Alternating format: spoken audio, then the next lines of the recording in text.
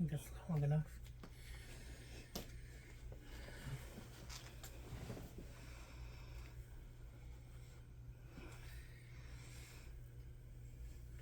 Okay. Homelessness isn't a crime, it's a symptom of the greed that is destroying housing in America. Homelessness in Athens is on the rise and has been growing as far as I can remember. We've all been seeing the people sitting at the exits of the Academy parking lot and at stoplights and at the exits of Loop 10. They're out there on days that are in the 90s and days that are in the teens. While I was researching this speech, I found in a study by the Athens-Clarke County Department of Housing and Community Development that between 2023 and 2026, there was a loss of 361 beds for the unhoused to sleep during the winter, according to the Athens-Clarke County Housing and Inventory and Point and Count, an annual in-person count of all unhoused. That loss is more than the total number of beds available this year at 341. This year has been the lowest number of beds available since 2020, when COVID shut down several of the available programs. Today I will be talking about our solution to ending homelessness in Athens, Georgia. First, I will talk about the danger that the unhoused have faced this year. Second, I will talk about how Housing First is the solution that Athens needs. Last, I will talk about how Housing First has affected the unhoused in other cities that have implemented it. Let's begin with the dangers that the unhoused face. The unhoused face dangers that we have never had to consider, and let's come up with solutions that we would never even consider as possibilities. According to an article in the Flagpole published May 2026, on the night of January 27th this year, a 22-year-old man died in the last position he was seen lying after succumbing to the low temperatures.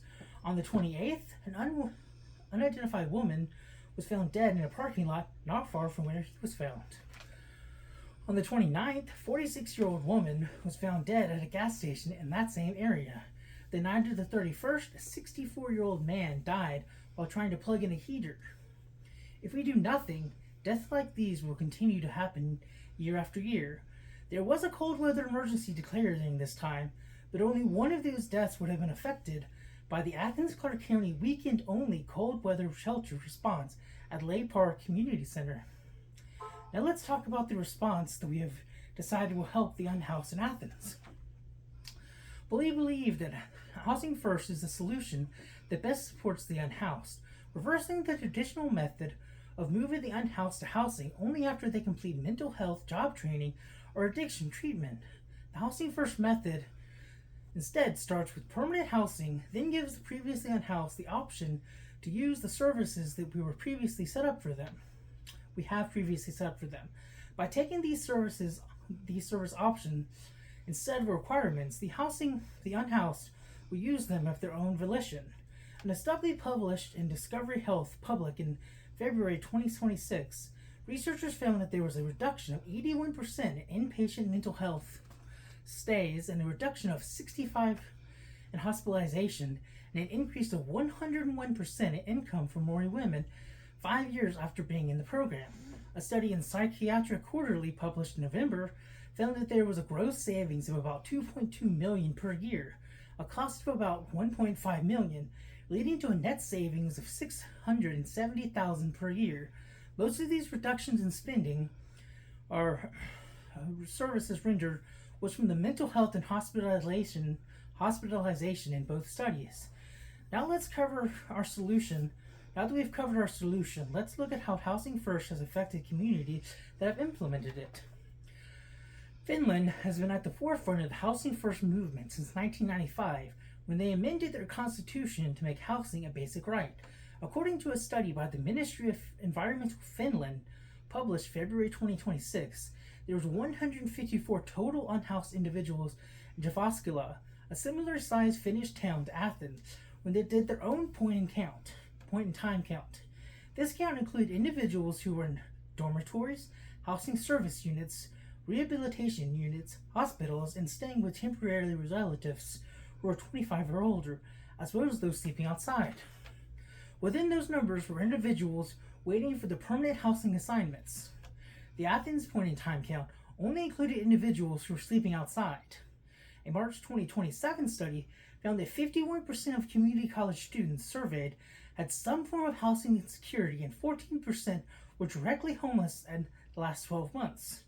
With housing first, those students would have the support they need to complete their education without having to worry about housing. In Athens, 24% of people live below the poverty level, meaning that one missed paycheck could mean losing lodging. If you become unhoused, where would you rather live? In a place where housing is a right, or a place where housing is a reward? Do not let this conversation end here. Contact your city council representative this week and demand they put housing first on the official agenda for the next public hearing. Let's review. During this speech, I explained why housing first is the solution that my group agreed was the best option for helping the unhoused in Athens, Georgia. 4 people would still be here today if Athens had given them a safe place to lay their heads away from the cold. The individuals may have been dealing with addiction, mental health issues, or health struggle, but with housing first, they would have had a chance to confront those issues. There will never be a change if this city does not confront homelessness at the local level. When given the opportunity to speak at the public meeting, I ask that y'all put your public speaking skills to work, insisting that housing first is the solution that Athens needs for homelessness in this community.